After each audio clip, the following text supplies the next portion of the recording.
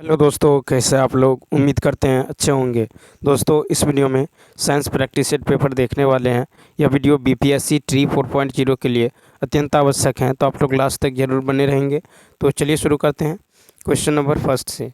Question number first है कि 1 ग्राम बर्फ़ को 0 डिग्री सेल्सियस तापक्रम से वाष्प में 100 डिग्री सेल्सियस तापक्रम तक ले जाने के लिए कितने कैलोरी ऊष्मा की आवश्यकता होगी। ठीक है, तो देखिए इसका जो राइट आंसर हो जाएगा ये हो जाएगा 3 ऑप्शन, यानी 720। क्या होगा? 720। तो देखिए गलन की गुप्त ऊष्मा जो है इसके लिए आपको 80 कैलोरी प्रति ग्राम ऊष्मा की आवश्यकता होती है। 0 डिग्री सेल्सियस ताप पर जो है बर्फ से जल में परिवर्तन हेतु आवश्यक ऊष्मा जो है 80 कैलोरी होता है। कितना? 80 कैलोरी। अब देखिए जल का ताप जो है 0 डिग्री सेल्सियस से 100 डिग्री सेल्सियस तक बढ़ाने हेतु आवश्यक ऊष्मा जो है, देखिए 0 से लेकर 100 डिग्री सेल्सियस तक बढ़ाने के लिए ऊष्मा जो है हेतु आवश्यक ऊष्मा जो है 100 कैलोरी। कितना? 100 कैलोरी है। ऊष्मा की गुप्त ऊष्मा वाष्पन की गुप्त ऊष्मा जो है 540 कैलोरी पर ग्राम होता है। तो अतः जो है 100 डिग्री सेल्सियस जल से वाष्प में परिवर्तन हेतु आवश्यक ऊष्मा होगा 540 कैलोरी। 540 कैलोरी। तो कुल आवश्यक ऊष्मा जो होगा इस प्रकार कुल आवश्यक ऊष्मा होगा आपको 80 प्लस 100। ठीक है, 80 प्लस 100 प्लस 540, यानी हो जाएगा 720 कैलोरी। ठीक है, 720 जो है कैलोरी, क्योंकि 0 डिग्री सेल्सियस ताप पर बर्फ से जल में परिवर्तन हेतु 80 कैलोरी की आवश्यकता होगा। इसी प्रकार 0 से लेकर 100 डिग्री सेल्सियस तक बढ़ाने के लिए आपको 100 कैलोरी की आवश्यकता होगी। फिर देखिए वाष्पन की गुप्त ऊष्मा जो होता है ये कितना होता है? 540 कैलोरी पर ग्राम। ठीक है, तो अतः 100 डिग्री सेल्सियस पर जल वाष्प में परिवर्तन हेतु चाहिए आपको 540 कैलोरी। 540 टोटल को जो कुल जो आवश्यक ऊष्मा होगा ये होगा 80, 100 और 540। ये कितना होगा? 720 कैलोरी, यानी तीसरा ऑप्शन।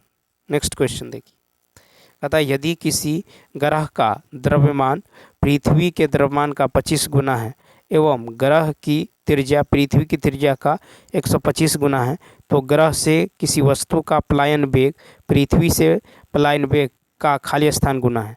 तो देखिए 112 का जो होगा, तो यहाँ पे यदि देखें तो एम पी बराबर हो जाएगा आपको 25 एम ई। ठीक है, 25 एम ई। और वी पी जो है कितना दे दिया गया? 125 आर ई। ठीक है, तो यहाँ पे वी पी बराबर है 125 आर ई। और भी बराबर क्या होता है? तो फॉर्मूला होता है भी ई इज इक्वल टू, भी बराबर होता है रूट अंडर 2 GM, अर्थ पे 2 GME/RE। ठीक है, 2 GME/RE। तो ये हो जाएगा आपको VE जो है कितना? तो VE इज इक्वल टू जो है ये हो जाएगा आपको रूट अंडर 2 GMP/RE, यानी ये हो जाएगा रूट अंडर 2G। ये हो जाएगा 25 ME अब बट्टा आपको 125 RS। ठीक है, 125 RS, यानी ये हो जाएगा यानी 2G ये होगा MS नीचे में RE इंटू 1/√5 तो VP निकल जाएगा आपको VE इंटू 1/√5 यानी इसका जो राइट आंसर होगा ये हो जाएगा फर्स्ट ऑप्शन। नेक्स्ट क्वेश्चन देखिए, कहता है यदि नीलम का अनुमानित अपवर्तनांक 1.8 है तो प्रकाश का वेग लगभग घट जाता है जब प्रकाश नीलम में प्रवेश करता है तो खाली स्थान होता है। तो 113 का राइट आंसर देखिए क्या होगा? तो दूसरा 45%। तो देखिए प्रकाश के वेग में कमी, तो प्रतिशत में कमी जो है कितना होता है? 44.45, यानी अप्रोक्स 45%। ठीक है, कितना होता है? 45%। ठीक है, 45%। तो यहाँ पे जो है इस तरह से जो है यहाँ पे यदि निकालेंगे तो देखिए म्यू बराबर होगा C/थीटा, या फिर थीटा बराबर होगा C/म्यू। ठीक है, प्रकाश के वेग में कमी होने पर जो है C - theta is equal to C - C/म्यू हो जाएगा। ठीक है, तो ये हो जाएगा आपको C into one by one, C into one minus one by जो है म्यू, ठीक है। यानी ये हो जाएगा आपको C into mu minus one by mu, और प्रतिशत में गिरावट तो होगा, प्रतिशत में गिरावट होगा C into mu minus one by mu by C गुने 100 गुने कितना 100। तो यानी ये हो जाएगा 1.8, देखिए ये हो जाएगा mu minus one by mu गुने 100, यानी 1.8 माइनस वन बाई 1.8 गुने 100, ठीक है। यानी ये हो जाएगा 44.45 यानी 45%। नेक्स्ट क्वेश्चन देखिए, फिर है कि यदि 200 न्यूटन के नियत बल से लिफ्ट द्वारा किया गया कार्य 1000 जूल है, तो लिफ्ट द्वारा तय की गई दूरी तो देखिए फोर्स जो है 200 Nm है, ठीक है, कितना है 200, और W बराबर क्या है, किया गया कार्य है 1000 जूल, ठीक है। और W बराबर होता है बल गुने, W बराबर क्या होता है बल गुने दूरी, बल गुने दूरी, ठीक है, बल गुने दूरी। तो दूरी बराबर क्या होगा, देखिए तो दूरी बराबर हो जाएगा, दूरी बराबर हो जाएगा आपको W बाई एफ, ठीक है, यानी वर्क बाय फोर्स, ठीक है। तो दूरी निकालेंगे तो वर्क कितना है 1000, किया गया कार्य है 1000 जूल, और बल कितना है तो 200 न्यूटन, ठीक है। इसको कटकुट करेंगे तो ये आएगा 5 मीटर, दूरी आएगा 5 मीटर, यानी बी दूसरा ऑप्शन। फिर देखिए क्वेश्चन नंबर नेक्स्ट है कि एक हल्के एवं एक भारी पिंड की गतिज ऊर्जा समान है, उसका संवेग अधिक है, उसका संवेग अधिक है, तो 15 का एक भारी पिंड का। तो प्रश्नानुसार हल्के पिंड की गतिज ऊर्जा भारी पिंड की गतिज ऊर्जा के बराबर है, ठीक है। हल्के पिंड की गतिज ऊर्जा भारी पिंड की गतिज ऊर्जा के बराबर है, तो हल्के पिंड की गतिज ऊर्जा होगा 1/2 m1 v1 स्क्वायर, और भारी पिंड की गतिज ऊर्जा होगा 1/2 m2 v2 स्क्वायर, ठीक है, m2 v2 स्क्वायर। और संवेग तथा गतिज ऊर्जा में संबंध क्या होता है p²/2m, ठीक है।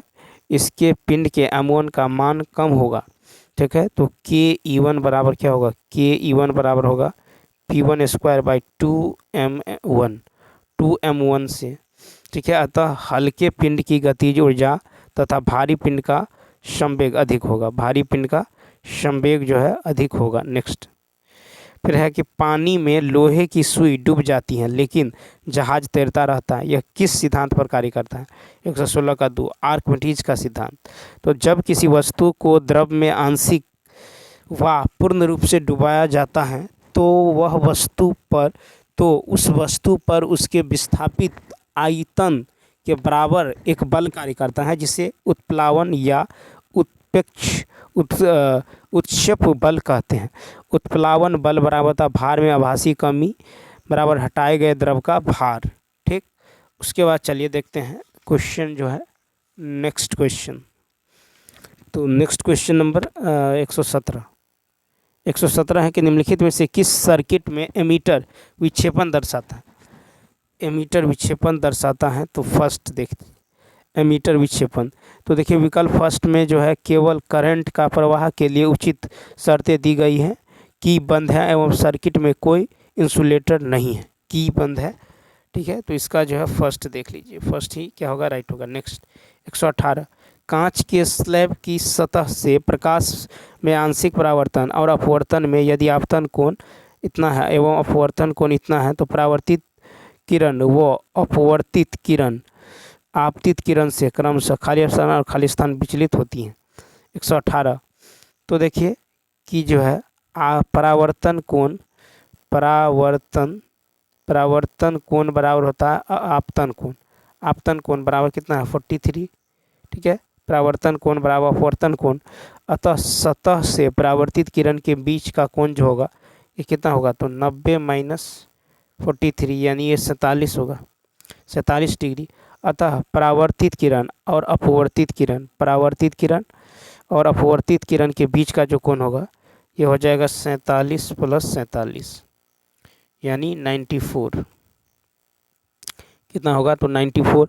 अपवर्तित किरण और आपतित किरण के बीच का कोण अपवर्तित किरण, तो अब देखिए अपवर्तित किरण और जो है आपतित किरण के बीच, तो 43 माइनस 25 यानी कितना 18 डिग्री। तो कितना होगा 18 डिग्री, यानी 118 का जो होगा ये हो जाएगा आपको 118 का जो होगा ये होगा सेकंड ऑप्शन। ठीक है, 118 का कितना होगा तो 94 और 18 डिग्री, 94 और 18 डिग्री। ठीक है, 94 और 18। नेक्स्ट क्वेश्चन 119 देखिए, 119 जो होगा 119 है कि यदि किसी तरंग की आवृत्ति को दोगुना किया जाता है तो इसकी तरंगदैर्घ्य होगी। 119 का, यदि किसी तरंग की आवृत्ति को दोगुना कर दिया जाता है तो इसकी तरंगदैर्घ्य क्या होगी, तो इसकी तरंगदैर्घ्य जो है मूल की आधी होगी। ठीक है, यदि किसी तरंग की आवृत्ति को दोगुना किया जाता है तो इसकी तरंगदैर्घ्य मूल की आधी होगी। तो हम हाइजेंस नामक वैज्ञानिक ने बताया था कि प्रकाश तरंग के रूप में चलता है। 120 कहता है यदि पृथ्वी और सूर्य की जो दूरी है उसके स्थान पर दोगुनी होती है तो सूर्य द्वारा पृथ्वी पर गुरुत्वाकर्षण बल जो पड़ता है वह होता है। तो 120 का होगा तीसरा, जब अब जितना है उसका चौथा भाग। ठीक है, तो जितना होगा उसका चौथा भाग। तो चूंकि F1 बराबर क्या होता है G/m/s या बट्टा में क्या होता है r²। ठीक है, जहाँ ms जो है सूर्य का द्रव्यमान है और me जो है पृथ्वी का द्रव्यमान है, g गुरुत्वाकर्षण या तांक है। ठीक है, तो जब दो गुना करेंगे तो 2r² करेंगे तो कितना होगा 4r²। तो ये कितना हो जाता है, तो अब जितना है उसका चौथा भाग। ठीक, नेक्स्ट क्वेश्चन देखिए 121 कहता है कि उचित रीति से कटे हीरे की असाधारण चमक का आधारभूत कारण यह है कि उसमें अति उच्च अपवर्तन सूचकांक है। हीरे के चमकने का प्रमुख कारण पूर्ण आंतरिक परावर्तन है। चूँकि हीरे का अपवर्तनांक बहुत अधिक 2.42 होने के कारण इसका क्रांतिक कोण केवल 24 डिग्री होता है। ठीक है, अतः जब विशेष रूप से काटे गए हीरे के अंदर प्रकाश पड़ता है तो हीरे के पृष्ठों पर बार बार पूर्ण आंतरिक परावर्तन होता है। 122 कहता है कि ठंडे देशों में पारा के स्थान पर अल्कोहल को तापमापी द्रव के रूप में वरीयता दी जाती है क्योंकि अल्कोहल का द्रव्यमान निम्नतर होता है। फर्स्ट ऑप्शन, अल्कोहल का द्रव्यमान निम्नतर होने के कारण ठंडे स्थानों पर इसका हिमांक काफ़ी नीचे होता है, जिससे शून्य से काफ़ी कम तापमान हो जाने पर भी यह द्रवावस्था में बना रहता है। यही कारण है कि ठंडे प्रदेशों के लिए पारे की अपेक्षा अल्कोहल तापमापी बेहतर साबित होते हैं। नेक्स्ट क्वेश्चन का नेक्स्ट है कि जब समताप मंडल में ओजोन का अवक्षय होता है तो पृथ्वी के धरातल पर आपतित विकिरण की तरंगदैर्घ्य कितनी है। तो इसका जो तरंगदैर्घ्य होगा ये होगा 10⁻⁻7 मीटर। पराबैंगनी विकिरण को उसकी तरंगदैर्घ्य के आधार पर 3 प्रमुख वर्गों में बांटा गया है। एक तो UVA विकिरण होता है। ठीक है, इस विकिरण की तरंगदैर्घ्य 320 से 400 nm होता है, जबकि UVB विकिरण जो है 280 से 320 nm होता है। UVC जो है विकिरण 100 से 280 जो है nm की होती है। ठीक, तो चूँकि 1 nm बराबर होता है 10⁻⁻8 मीटर। ठीक, इसीलिए 100 nm, तो 100 nm होगा 100 × 10⁻⁻8 मीटर, यानी 10⁻⁻7 मीटर। ठीक है, अब देखिए 124 कहता निकेल और कैडमियम बैटरी का प्रयोग होता है।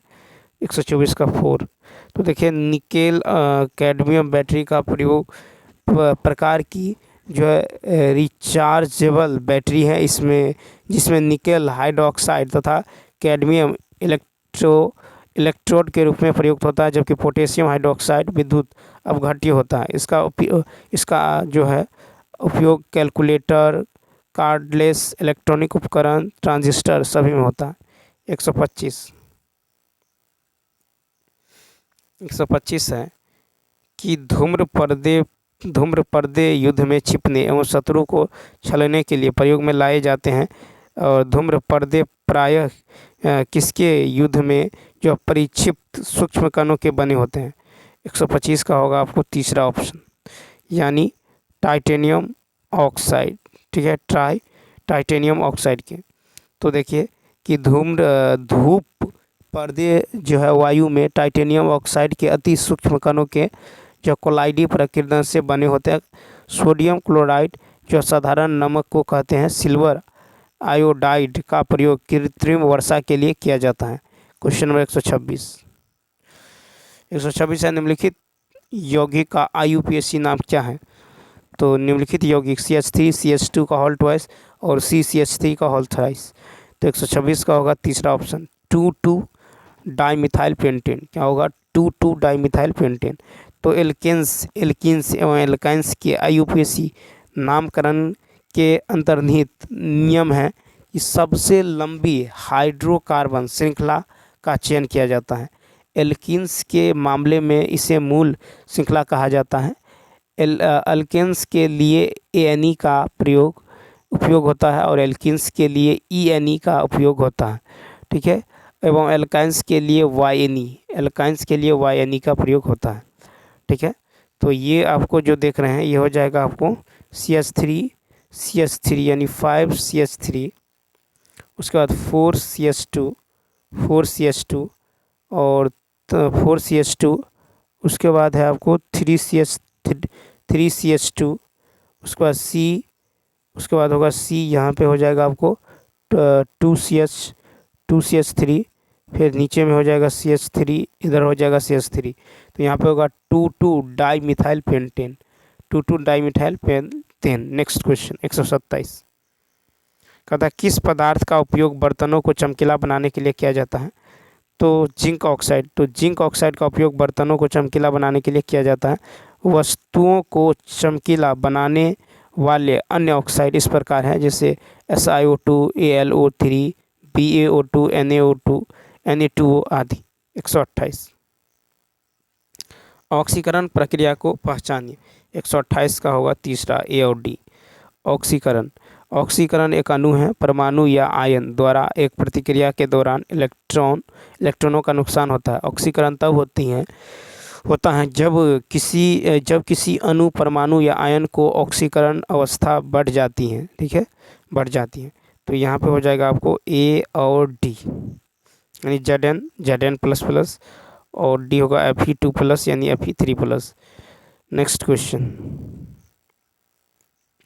पिघला हुआ पदार्थ जल में पतला होता है एवं 50 डिग्री सेल्सियस तक ठंडा होने पर एल्युमिनियम ऑक्साइड का अवक्षेपण होता पदार्थ है। तो 129 का देखिए, 129 का होगा तीसरा ऑप्शन, यानी NaLO2। तो देखिए सोडियम एल्युमिनियम ऑक्साइड कार्बनिक यौगिकों के वर्ग से संबंधित है जिन्हें संक्रमणोत्तर धातु लवण कहा जाता है। NaLO2 पिघली हुई अवस्था में पानी में विलय होता है और 50 डिग्री सेल्सियस तक होने पर एल्युमिनियम हाइड्रोक्साइड का अवक्षेपण होता है। ठीक है, क्या होता है? अवक्षेपन। अब देखिए 130 है कि SR का वास्तविक परमाणु द्रव्यमान 87.6 डोब्राइनर के त्रय के अनुसार SR का जो औसत परमाणु द्रव्यमान है वो क्या है? तो देखिए, तो कैल्शियम का जो द्रव्यमान होता है ये होता है 40.1। ठीक है, बोरियम का द्रव्यमान होता है 137.3, बोरियम का 137.3। औसत द्रव्यमान क्या होगा? तो 137.3 प्लस 40 का आधा, 40 प्लस इतना बाई 2, यानी हो जाएगा 88.7। A option. नेक्स्ट क्वेश्चन 131 देखिए, कहता पानी के 340 ग्राम बिलियन में 40 ग्राम साधारण नमक है। द्रव्यमान प्रतिशत द्वारा द्रव्यमान के संदर्भ में बिलियन की सांद्रता की गणना करें। 131 का होगा। तो देखिए कुल जो मात्रा होगा ये होगा 60 + 340, 60 + 340 यानी 400 ग्राम। अभिष्ट प्रतिशत जो निकल जाएगा ये होगा 60 × 100 बटा में 400। ठीक है, यानी 15%। तो कहता है कि द्रव्यमान प्रतिशत द्वारा द्रव्यमान के संदर्भ में बिलियन की सांद्रता, तो बिलियन की सांद्रता और 60 ग्राम नमक है तो बिलियन की सांद्रता हो जाएगा आपको 60 ग्राम नमक है तो 60 × 100 बटा में टोटल यानी 400 × 100, 400, तो ये सॉल्व करेंगे तो कितना आएगा, ये आ जाएगा 15, यानी तीसरा ऑप्शन। नेक्स्ट देखिए, कहता है कि कॉपर की नाइट्रिक अम्ल के साथ अभिक्रिया करने पर लाल रंग की विषाक्त गैस उत्पन्न होती है, गैस होती है। तो 132 का जो होगा ये होगा फर्स्ट ऑप्शन, NO2। तो देखिए, जब तांबा सांद्र के साथ प्रतिक्रिया करता है तो नाइट्रिक एसिड लाल रंग की जहरीली नाइट्रोजन डाइऑक्साइड गैस बनती है। ठीक, नेक्स्ट कहता है विलार्ड लिब्बी द्वारा विकसित कार्बन डेटिंग पद्धति प्राकृतिक रूप से पाए जाने वाले कार्बन के रेडियोधर्मी क्षय पर आधारित है। 133 का फर्स्ट C14। तो देखिए, विलार्ड लिब्बी ने कार्बन के 14 समस्थानी का उपयोग करके एवं इसके रेडियोधर्मी क्षय का अध्ययन करते हुए कार्बन डेटिंग पद्धति विकसित की है।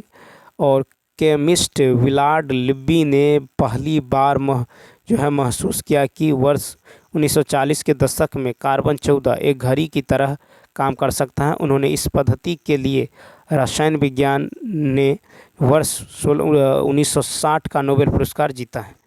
नेक्स्ट क्वेश्चन देखिए, फिर है कि किसी तत्व की परमाणु संख्या कैसे निर्धारित की जाती है। तो तीसरा ऑप्शन, एक परमाणु में स्थित प्रोटॉनों की संख्या से। ठीक है, तो देखिए, प्रोटॉनों की संख्या से निर्धारित की जाती हैं। ठीक है, प्रोटॉनों की संख्या से निर्धारित की जाती हैं। तो परमाणु संख्या प्रोटॉनों की संख्या से निर्धारित की जाती है। 135, आपके पास दो प्रश्नावली ए और बी है। प्रश्नावली ए में हल्दी का पोस्ट भरा हुआ है, जबकि बी में फिनोल्फेथलीन का जलीय विलयन भरा हुआ है। इन दोनों प्रश्नावलियों में से तनु हाइड्रोक्लोरिक अम्ल की कुछ बूंदें डालने पर इनमें से भरे पदार्थ प्रतीत होंगे। तो 135 का देखिए, तो 135 का होगा दूसरा ऑप्शन, यानी ए लाल दिखाई देगा और बी जो है रंगहीन रहेगा। तो प्रश्नावली ए में हल्दी का पेस्ट भरा है, जबकि प्रश्नावली बी में फिनोल्फेथलीन का जलीय विलयन भरा है। यदि प्रश्नावली ए में हाइड्रोक्लोरिक अम्ल की कुछ बूंदें डाल देते हैं तो हल्दी लाल हो जाएगी, और यदि बी में हाइड्रोक्लोरिक अम्ल की कुछ बूंदें डाल दी जाए तो फिनोल्फेथलीन जो है रंगहीन हो जाएगा। ठीक है, नेक्स्ट क्वेश्चन कहता है रॉबर्ट वेबस्टर कौन से एक क्षेत्र में अपने कार्य के लिए जाने जाते हैं। तो इन्फ्लुएंजा वायरस। रॉबर्ट जी वेबस्टर न्यूजीलैंड के वैज्ञानिक हैं। इन्होंने वर्ष 1957 में जंतुओं तथा मनुष्यों में होने वाले इन्फ्लुएंजा के लिए एक ही प्रकार के वायरस के उत्तरदायी होने की बात की। इन्होंने इन्फ्लुएंजा पर जो 50 से अधिक वर्षों तक कार्य किया। इस अवधि में उन्होंने इन्फ्लुएंजा के वायरस H5N1 की पहचान की, उसे अलग किया तथा उसके टीके के विकास के लिए कई अनुसंधान कार्य किए हैं। 137 देखिए, कवक कोशिका भित्ति कड़ी जटिल शर्करा से बनी होती है, जिसे कहते हैं। 137 का फर्स्ट, काइटिन। तो कवक कोशिका भित्ति कड़ी जटिल शर्करा से बनी है, जिसे काइटिन कहते हैं। क्वेश्चन नंबर देखिए 138, फिर है कि खाली स्थान में मांसपेशियों के लयबद्ध संकुचन के परिणाम स्वरूप बच्चा जो पैदा होता है। 138 का फर्स्ट, गर्भाशय। तो गर्भाशय में मांसपेशियों के लयबद्ध संकुचन के परिणाम स्वरूप बच्चा पैदा होता है तथा रिलैक्सिन हार्मोन के कारण होता है। नेक्स्ट 139 है कि निम्नलिखित में से किस कोशिका की मध्य रेखा के साथ एक कोशिका प्लेट बनाती हैं एवं इस प्रकार साइटोकाइनेसिस को पूरा करती हैं। तो 139 का होगा तीसरा ऑप्शन, यानी प्याज की जड़ में कोशिकाएं। तो कोशिका प्लेट एक संरचना है जो भूमि पौधों को कोशिकाओं में बनती है। जब वे कोशिका विभाजन से गुजर रहे होते हैं तो साइटोकाइनेसिस के दौरान कोशिका प्लेट का निर्माण पादप कोशिकाओं में देखा जाता है। एक सेल की दीवारें पौधे की कोशिकाओं की कीमती पदार्थ जैसे कि उनके नाभि की रक्षा करने के दोहरे उद्देश्य की सेवा करती है और एक पौधे को मुक्त अस्थायी संरचना की अनुमति देती है। क्वेश्चन में देखिए, तो ये हो जाएगा प्याज की जड़ में कोशिकाएं।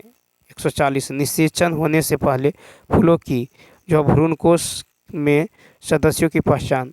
तो ये हो जाएगा एक अगुणित अंडा कोशिका एवं दो अगुणित जो है ध्रुवीय नाभिक। तो देखिए निषेचन जो है, निषेचन से पहले फूल के भ्रूण में एक अनुगुणित अंडा कोशिका और 2 अनुगुणित जो है ध्रुवीय अनाभिक होते हैं। नेक्स्ट फिर है कि वन्य जीव संरक्षण अधिनियम 1972 के खंड 49A में क्या इंगित किया गया है? तो देखिए इसका राइट आंसर होगा तीसरा, यानी दुर्लभ जंगली जानवरों के व्यापार पर प्रतिबंध। तो वन्य जीव संरक्षण अधिनियम 1972 जंगली जानवरों व पौधों और सहायक अधिनियम है। वन्य जीव संरक्षण अधिनियम 1972 के खंड 49A के अनुसार जो है ये बंदी पशु जंगली जानवरों की बिक्री पर खरीद कानून द्वारा निषेध है। नेक्स्ट 142 है कि ग्लूकोज एवं फ्रुक्टोज सिरप कॉर्नफ्लोर से खाली स्थान और खाली स्थान से प्राप्त एंजाइमों की क्रिया द्वारा प्राप्त किया जा सकता है। 142 का होगा 3, बेसिलस और स्ट्रेप्टोमाइसिस। तो देखिए 142 जो होगा ये होगा बेसिलस एवं स्ट्रेप्टोमाइसिस से प्राप्त एंजाइमों की क्रिया द्वारा जो कॉर्नफ्लोर से ग्लूकोज एवं फ्रुक्टोज सिरप द्वारा प्राप्त किया जा सकता है। ग्लूकोज व फ्रुक्टोज सिरप आमतौर पर जो है कॉर्न स्टार्च से संसाधित करके जो है उत्पादित किया जाता है। नेक्स्ट क्वेश्चन 143 है कि निम्नलिखित आपदा पूर्व प्रबंधन से कार्य योजना की पहचान कीजिए। तो तीसरा ऑप्शन, आम जनता में आपदा प्रबंधन के बारे में जागरूकता बढ़ाना। क्वेश्चन में 144 कहा था कि विषम युग्म हार्मोन और उसके कार्यों की पहचान करें। तो 144 का तीसरा ऑप्शन, यानी एब्सिसिक अम्ल फूलों का उत्पादन।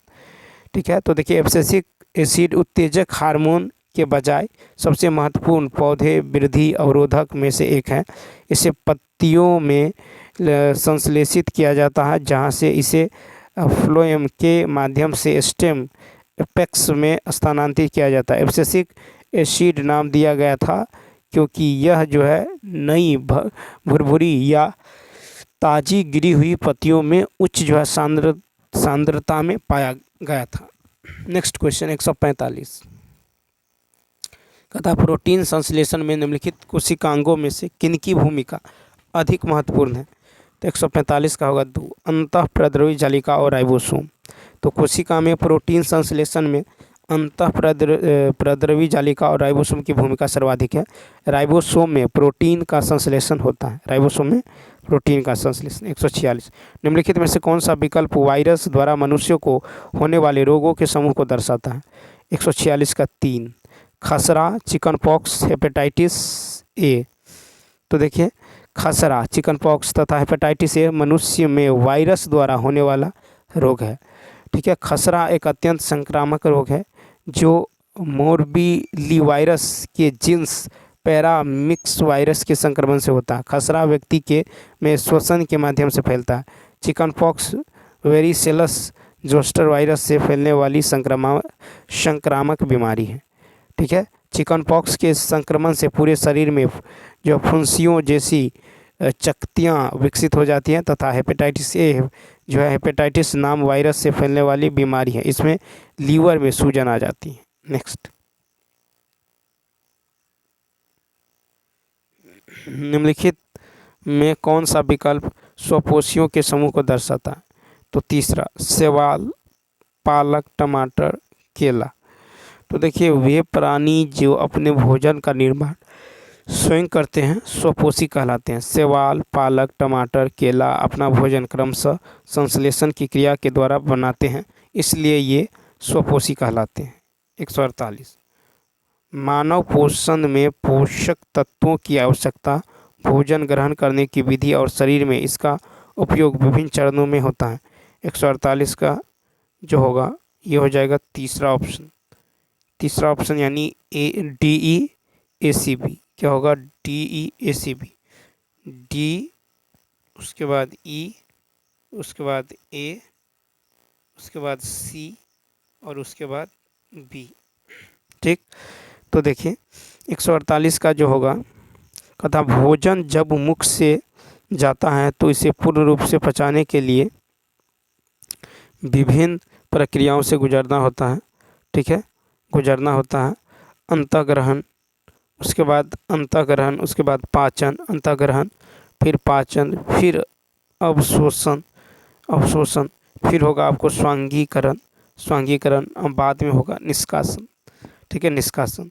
तो पहले होगा आपको अंतःग्रहण, फिर पाचन, अंतःग्रहण, फिर पाचन, पाचन, फिर अवशोषण, फिर होगा आपको अवशोषण, अवशोषण, उसके बाद होगा आपको स्वांगीकरण, स्वांगीकरण, स्वांगीकरण, लास्ट में हो जाएगा आपको निष्कासन। नेक्स्ट कहता पौधों में परिसंचरण के लिए निम्नलिखित में से कौन सा कथन असत्य है। परिसंचरण तो दूसरा, जड़, मूल, रोम, पानी और खनिज पोषक तत्वों के अवशोषण के लिए जड़ के सतह क्षेत्र को कम करते हैं। तो पौधों जड़ों द्वारा नमी और खनिजों को अवशोषित करते हैं। जड़ों में मूल रोम होते हैं। मूल रोम पानी के अवशोषण के लिए जड़ के सतह क्षेत्र को बढ़ाते हैं और पानी में भंग खनिज पोषक तत्व होते हैं। जड़ के रोम मिट्टी के कणों के बीच मौजूद पानी के संपर्क में होते हैं। पौधों में मिट्टी से पानी और पोषक तत्वों को ले जाने के लिए नली जैसी वाहिकाएं होती हैं। वाहिकाएं विशेष कोशिकाओं में बनी होती हैं जो संवहनी उत्तक बनाती हैं। यह उत्तक कोशिकाओं का एक समूह है जो एक जीव में कोई विशेष कार्य करता है। पौधे में पानी और पोषक तत्वों के परिवहन के लिए संवहनी उत्तक होता है जिसे जाइलम कहा जाता है। नेक्स्ट क्वेश्चन, हार्मोन के लिए निम्नलिखित में से कौन सा कथन सत्य है। तो देखिए 150 का हो जाएगा 4, उपयुक्त में से एक से अधिक। तो देखिए किशोरावस्था में होने वाले परिवर्तनों को हार्मोन द्वारा नियंत्रित किया जा सकता है। हार्मोन रासायनिक पदार्थ है, वे अंतःस्रावी ग्रंथियों या अंतःस्रावी तंत्र से जो स्रावित होते हैं। इन हार्मोनों का उत्पादन अंतःस्रावन ग्रंथि से होता है। इसे पीयूष ग्रंथि कहा जाता है। क्या कहा जाता है? पीयूष ग्रंथि कहा जाता है। तो चलिए दोस्तों, इस वीडियो में इतना ही। यदि यह वीडियो अच्छा लगा हो तो लाइक, शेयर और सब्सक्राइब करना न भूलें। साथ ही साथ कमेंट करके बताइए वीडियो आपको कैसा लगा। तो चलिए मिलते हैं नेक्स्ट वीडियो में। Thanks for watching.